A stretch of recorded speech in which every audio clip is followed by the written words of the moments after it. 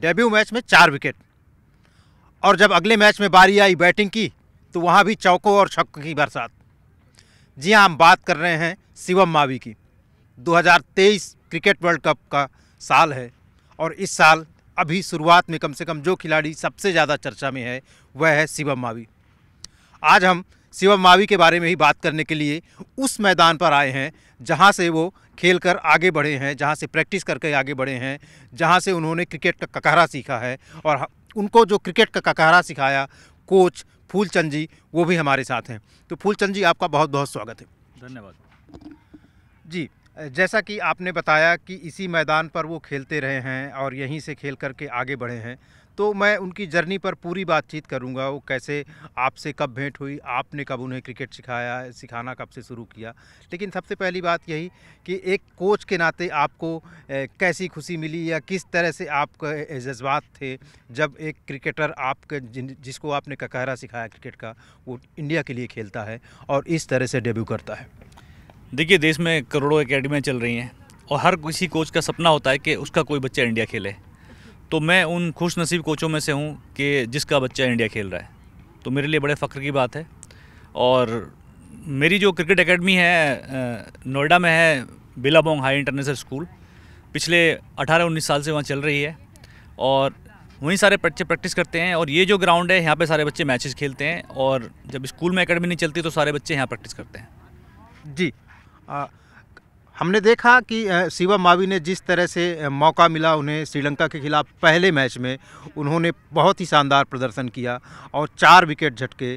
Debut match में 4 wicket झटकने वाले India में सिर्फ 3 क्रिकेटर ही हैं, उनमें से एक शिवम मावी हैं। लेकिन शिवम मावी का सफ़र इतना आसान नहीं रहा है। जब हम अंडर 14 का उनका करियर देखते हैं, अंडर 16 का देखते हैं, इवन जब अंडर 19 वर्ल्ड कप खेल करके आए, KKR ने उन्हें सेलेक्ट किया IPL के लिए, फिर चोट से जूझते रहे, लंबा इंतज़ार रहा। तो उनकी ये जर्नी किस तरह से देखते हैं आप कि एक ऐसा खिलाड़ी जो अंडर 19 के बाद सीधा सीधा टीम इंडिया में एंट्री के ख्वाब देख रहा था, उसको 4 से 5 साल इंतज़ार करना पड़ा, और वो समय कैसे गुजारा उन्होंने? देखिए, हर क्रिकेटर को कुछ ना कुछ दिक्कत आती हैं, प्रॉब्लम आती हैं, फिर किस्मत भी होती है। और फिर एक देखिए कि उसको इंजरी भी हुई बीच में, इंजरी के बाद को 1 साल वो IPL भी नहीं खेल पाया। तो उसकी जर्नी बड़ी लंबी रही है। पहले अंडर 14 दिल्ली से खेला, 14 में हाईएस्ट विकेट टेकर होने के बाद में दिल्ली ने उसको चांस नहीं दिया। फिर हम उसको यूपी लेके आए, यूपी में अंडर 19 खेला, उसके बाद में उसने अच्छा परफॉर्मेंस करा तो उसके बाद इंडिया कैंप के लिए नाम आया उसका। फिर इंडिया 19 की इंग्लैंड के अगेंस्ट खेला वो, फिर वर्ल्ड कप की टीम में सेलेक्ट हुआ। उसके बाद फिर KKR ने उसे लिया और मैं KKR का धन्यवाद करना चाहूँगा कि उन्होंने उसको गिरने नहीं दिया। जब दूसरे IPL में उसको चोट लगी, इंजरी होने के बावजूद उन्होंने रिलीज़ नहीं करा उसको और नेक्स्ट ईयर के लिए उन्होंने रिटेन करा। तो KKR का भी बहुत बड़ा हाथ है उसको यहाँ तक पहुँचाने में। जी हाँ, मैं आपको बता दूं कि सिर्फ शिवम मावी नहीं, 2 प्लेयर्स चुने थे KKR ने अंडर 19 वर्ल्ड कप के बाद, कमलेश नागरकोटी और शिवम मावी। ये एक तरह से पेस अटैक की जोड़ी थी इंडिया के लिए, जिसने बहुत शानदार परफॉर्म किया था। और इत्तेफाक से दोनों KKR के टीम में आते हैं और दोनों ही चोटिल हो जाते हैं। तो यहाँ पे जैसा कि फूलचंद जी ने बताया कि बहुत बार जो टीमें होती हैं वो कैसे सपोर्ट करती हैं एक खिलाड़ी को बनने या बिगड़ने में, उनके करियर में उनकी बड़ी भूमिका होती है। मैं शुरुआत में जानना चाहूँगा कि सबसे पहली बार आपकी जब मुलाकात हुई, जब एक बच्चे के तौर पर आया शिवम मावी आपके पास, तो वो क्या टैलेंट था? आपने देखा कि वो बॉलिंग कर सकता है, बैटिंग कर सकता है ये बच्चा, या ऑलराउंडर बनेगा? क्योंकि जैसे अभी दिखाया कम से कम 2 मैचों में कि वो बैटिंग भी पावर हिटिंग भी है उनके पास, और स्विंग गेंदबाजी भी है और स्पीड भी है। तो एक कोच के तौर पर ये चुनना कि इसको मुझे किस दिशा में आगे बढ़ाना है, वो कैसे तय किया आपने? देखिए, जब ये 8 या 9 साल का था तो इसके फादर मेरी एकेडमी में लेके आए थे और मेरे हाथ में हाथ पकड़ा के चले गए थे कि आपको लड़का देके जा रहा हूँ। उसके बाद में वो अंडर 14 खेला। जब आया था मेरे पास वो एज ए बैट्समैन था, बैटिंग करता था। हमने उसको पार्ट टाइम बॉल डालना स्टार्ट करा तो जब बॉल डालता था थोड़ा एग्रेसिव हो जाता था और बड़ा रिदम अच्छा था, उसको थोड़ी स्पीड थी। तो हमने देखा, मैंने कि यार इसको थोड़ा लोकल टूर्नामेंटों में हमने बॉल डलवाया, उसने अच्छा बॉल डाल के दिया और फील्डर बहुत अच्छा था शुरू से ही, वो बैटिंग भी अच्छी करता था। तो एक परफेक्ट पैकेज था वो। तो धीरे धीरे बॉल डालना स्टार्ट करा तो एज ए बैट्समैन से वो बॉलर बन गया और आज पूरी दुनिया के सामने है जैसा वो कर रहा है। दो एक वाक़यात याद हैं अंडर 14 के।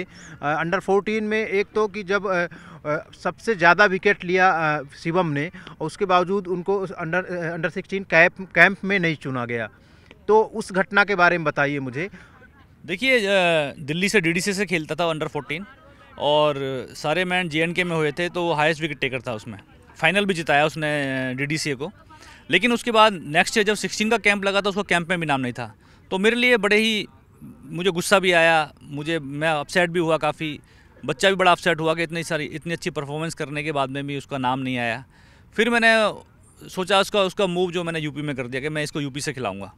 मैं फिर उसको यूपी लेके आया, यूपी से अंडर 19 खेला, उसने अच्छी परफॉर्मेंस करी, और उसके बाद उसने पीछे मुड़ के नहीं देखा।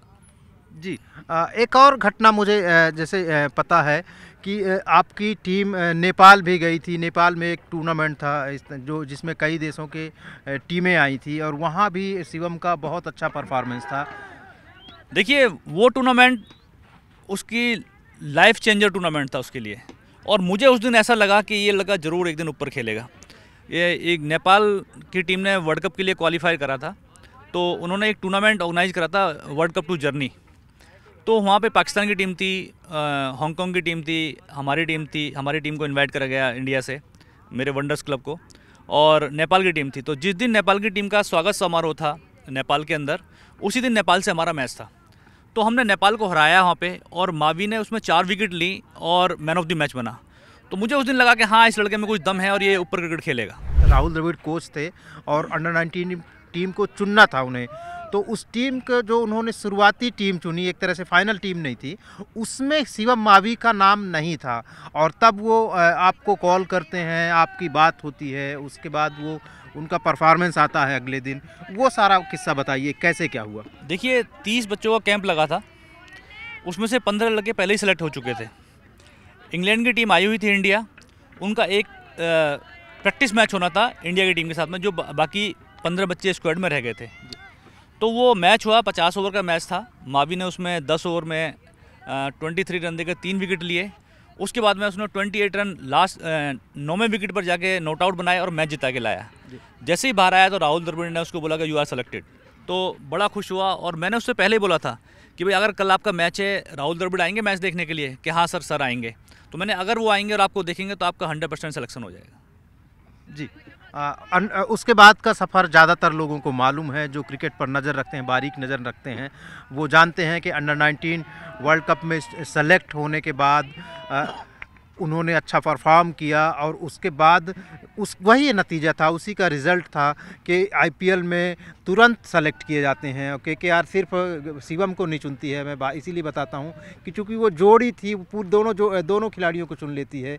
और इस तरह से एक तरह से वो सफ़र शुरू होता है सीनियर लेवल के लिए, लेकिन शुरुआत में ही झटका लगता है। और उस झटका ये था कि उन्हें चोट लग जाती है, वो करीब 1 साल के लिए बाहर हो जाते हैं। जब 1 साल के लिए बाहर हो जाते हैं, वो किसी भी खिलाड़ी के लिए सबसे मुश्किल वक्त होता है, और ख़ास करके उस युवा के लिए जो अभी इंडिया के लिए खेला भी नहीं है। वो कैसा दौर था, और उस दौर में आप कैसे उन्हें क्या टिप्स देते थे, क्या प्रैक्टिस करते थे, कितना दिन उन्हें ब्रेक उनको लेना पड़ा, वो बताइएगा। देखिए, करीबन उसको 1 साल लगा उस इंजरी से उभरने के लिए।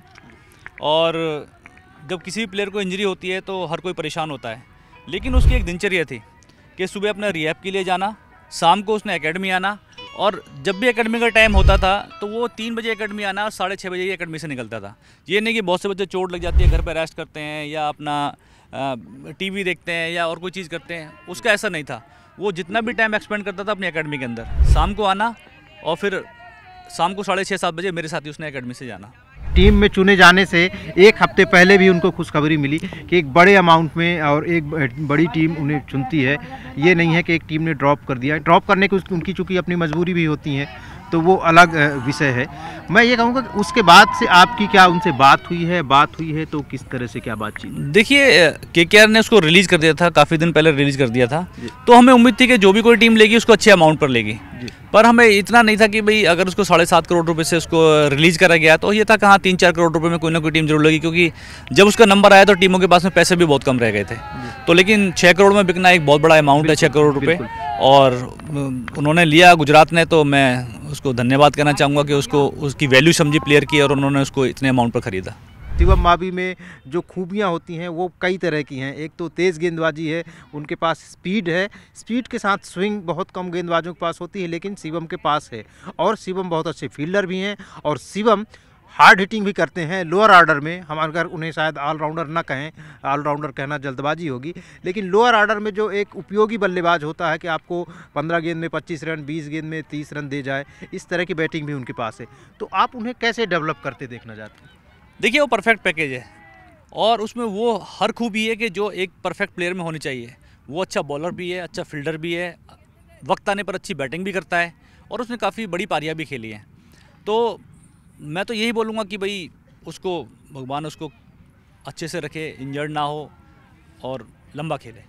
तो ये थे फूलचंद जी, शिवम मावी के कोच, और जिन्होंने शिवम मावी के करियर को संवारा है, सजाया है। उन्होंने हमसे विस्तार से बताया कि किस तरह से एक छोटा बच्चा उनके पास आता है 8-10 साल का, उसमें वो देखते हैं कि शुरुआत में वो एक बल्लेबाज बनना चाहता है और बल्लेबाजी के लिए प्रैक्टिस करता है, लेकिन जब उन्हें बॉलिंग का मौका दिया गया तो धीरे से वो प्रतिभा निखर कर आई। और यही एक कोच होता है कि वो खिलाड़ी में देखता है कि वो किस तरीके से आगे बढ़ाया जा सकता है खिलाड़ी को। और इस बात के लिए हम सिर्फ अपनी तरफ से नहीं, पूरे देश की तरफ से धन्यवाद दे सकते हैं फूलचंद जी को कि उन्होंने देश को एक क्रिकेटर दिया, बेहतरीन क्रिकेटर दिया।